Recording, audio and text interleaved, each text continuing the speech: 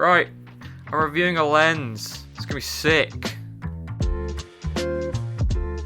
Got a cheap mount of Amazon. Looking fresh. Sexy B-roll. Yeah.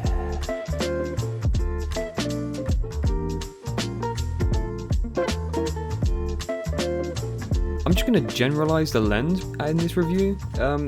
In terms of sharpness, it's pretty sharp in the center. It really loses sharpness at the edges, but that's fine if you're doing things like portraiture or anything like that. So I'll show some pictures in the background, things I took in my garden. And for a lens from 1980, you're going to be pretty impressed by the performance of this. So I'm going to show an actual flaw with the lens itself, and that is ghosting and the kind of softness of the outer focused areas and how it actually reacts to light. So it's almost like a double image, and it's quite distracting.